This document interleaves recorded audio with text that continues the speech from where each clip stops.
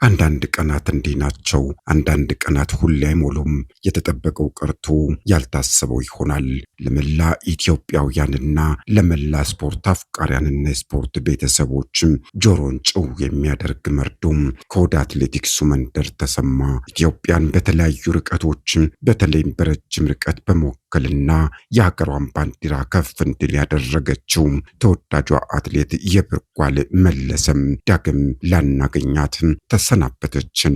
ገና በማለዳው ገና ብዙ ማድረግ በምትችልበት የዕድሜ ክልል ተቀጠፈችን። የአትሌቲክሱን ዓለም ባስደነገጠው የአትሌቷን ህልፈት በተመለከተ ዛሬ በወጣው አዲስና አስደንጋጭ መረጃ ምንጭም አትሌቷ ሞቷ ታውቋት ነበርና የመጨረሻ አሳዛኝ የሆነ ኑዛዜ ማስቀምጣ እንደተሰናበተችን ነው እየተነገረ የሚገኘው።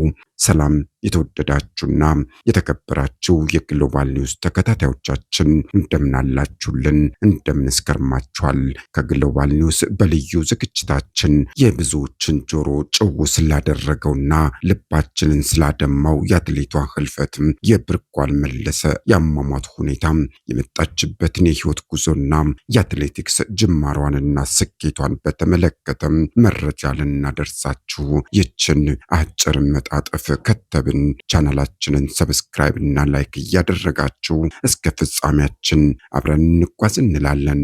አትሌት የብርጓል መለሰ ተወልዳ ያደገችው የቆንጆቹ መፍለቂያ ከሆነው ወሎ ላሊበላ ነው። በ1982 ዓመተ ምህረት ይችን ምድር ተቀላቅላና ህይወት እንደመራቻት ተጉዛ የዚች ምድር ቆይታዋን አጠናቃም በ36 ዓመቷ ጉዞዋን ጨርሳ ሄደች። ገና በማለዳው ገና ብዙ መስራት በምትችልበት የዕድሜ ዘመኗ ብዙ ሮጣ በምታሸንፍበት የጉብዝና ወራት ሩጫዋን ጨርሳ ተሰናበተችን። ይሄ ለኢትዮጵያውያን በተለይም ለስፖርት አፍቃሪያንና ለመላ ስፖርት ቤተሰቡ ታላቅ መርዶ ነው። ወጣት ናት። የኢትዮጵያን ስሟን ማስጠራትና የሀገሯን ሰንደቅ ከፍ ማድረግ የምትችልበት የዕድሜ ክልል የሆነው ሆኖ ህይወት አጭር ናትና ብዙ ህልምና እቅድ ያላትን አትሌት በአጭር አጣናት። ዓለም በስራዋ የምታውቃት ዝነኛዋ የረጅም ርቀት ሯጭ አትሌት የብርጓል መለሰ በተለያዩ የዓለም መድረኮች ከመላው ዓለም ከተውጣጡ አቦ ሸማኔዎች ጋር አንገት ለአንገት ተናንቃ ሀገሯን ከፍ አድርጋለች። ብዙም አስመስግናታለች። ብዙዎች እንደሚሉት የእሷ ብቃት የሚጀምረው እንደ ኤሮፓውያን አቆጣጠር በ2015 ላይ ነው ይላሉ። በወቅቱ በነበረው የኦል አፍሪካን የአትሌቲክስ ውድድር በዓለም ፊት ደምቃ እንድትታይ እድሉን ፈጥሮላታል። በተሳተፈችበት ግማሽ ማራቶን የነሐስ ሜዳሊያን ይዛም ማጠናቀቅም ቻለች።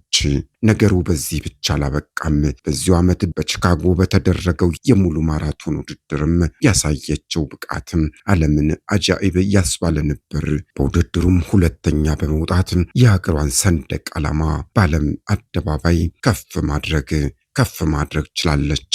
በ2018 ደግሞ በቻይና ሻንጋይ ማራቶን በመሳተፍና 2 ሰዓት ከ20 ደቂቃ ከ37 ሰከንድ በሆነ ፍጥነት በማጠናቀቅ ከ3 ዓመት በፊት በሀገሯ ልጅ ትዕግስት ቱፋ ተይዞ የነበረውን ክብረ ወሰን በ1 ደቂቃ በማሻሻል ጀግንነቷን በዓለም ፊት አስመስክራለች። በተመሳሳይ በ2020 በፖርቹጋል ሊዝበን በተካሄደው የማራቶን መድረክ በመወዳደርም 1 ሰዓት ከ7 ደቂቃ ከ18 ሰከንድ በሆነ ጊዜ የቦታውን ሪከርድ በመስበር እንዳሸነፈችም ይነገርላታል። አትሌቷ በባለፈው ዓመት በተካሄደው የፍራንክፈርት ማራቶን በመሳተፍም 2 ሰዓት ከ20 ደቂቃ ከ47 ሰከንድ በሆነ ሰዓት ሁለተኛ በመውጣት ማጠናቀቋም የሚታወስ ነው። በዱባይ ማራቶንም 2 ሰዓት ከ19 ደቂቃ ከ30 ሰከንድ የገባችበት ሲሆን በማራቶን ታሪኳ የግል ምርጥ ሰዓቷ ሆኖ ተመዝግቦላታል።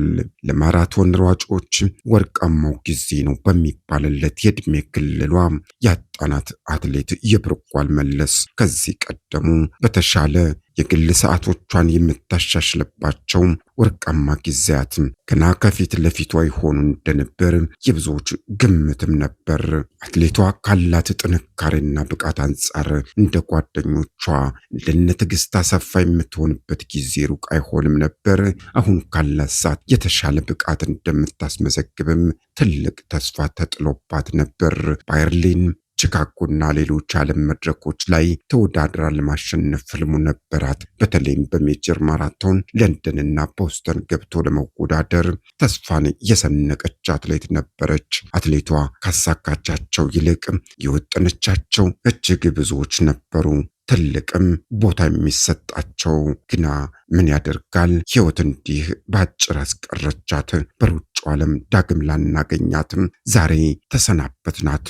አትሌቷ የፊታችን ግንቦት 16 በካናዳ በሚካሄደው የኦቶዋ ማራቶን ተሳታፊ ሴት አትሌቶች መካከል አንዷ የነበረች ሲሆን ህልፈተ ሕይወቷ እስከተሰማበት ጊዜ ድረስ ለአሸናፊነትና ለድል አድራጊነት የሚያበቃትን መደበኛ ልምምድ እያደረገች ባለችበት ወቅት ነው የመሞቷ ዜና የተሰማው። ባለትዳርና የሁለት ልጆች እናት የሆነችው የብርጓል ይህ ዜና እስከተጠናቀረበት ጊዜ ድረስ ለተጨማሪ ምርመራ አስከሬኗ ወደ ምኒልክ ሆስፒታል ተልኮ ምርመራ እየተደረገበት መሆኑን ግሎባል ኒውስ ሰምቷል። የመላ ኢትዮጵያ ህዝብን እንባ ያፈሰሰው የጀግናው አትሌት የብርጓል መለሰ አሳዛኝ ህልፈትና አስደንጋጭ ኑዛዜ ሞቷን ቀድማ ያወቀችው ጀግናው አትሌት የብርጓል መለሰም ከቀናት በፊት ወርቆቿንና ጌጣጌጦቿን ለባለቤቷ ሰብስባ በመስጠት እኔ መሞቴ አይቀርም፣ እኔ ከሌለው አንተና ልጆቼ እንዳትቸገሩ ይሁንላችሁ ስትል በሲቃ ተሰናብታ ነበርም ተብሏል። የሀገሬ ሰው ሲተርት ደግ አይበረክትም ይላል።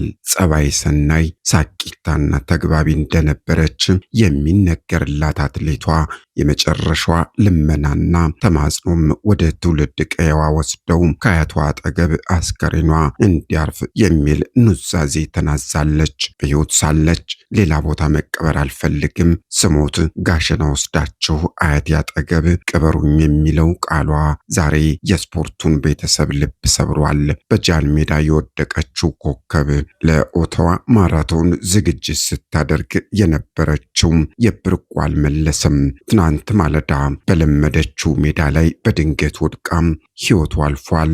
የሁለት ሕፃናት እናት የቺካጎና የሻንጋይ ድል አድራጊዋ የ36 ዓመቷ የብርጓል ትንቢቷ ደርሶ ዛሬ ለዘላለም ተሰናብታናለች። ጀግናዋ እህታችን ሆይ በሰላም ረፊ። ያንቺ ስም በታሪክ ያንቺ ትዝታ በልባችን ለዘላለም ይኖራል። የተወደዳችሁ የግሎባል ኒውስ ተከታታዮቻችን ስለ አትሌቷ የነበረን ዝግጅት ይህንን ይመስላል። ቻናሉን ከወደዳችሁት ሰብስክራይብ እና ላይክ እያደረጋችሁ ቤተሰብ በመሆን እንድታበረታቱን ዝቅ ብለን በክብር እንጠይቃለን። ሰላም ለኢትዮጵያ፣ ሰላም ለሰው ልጆች ሁሉ ይሁን።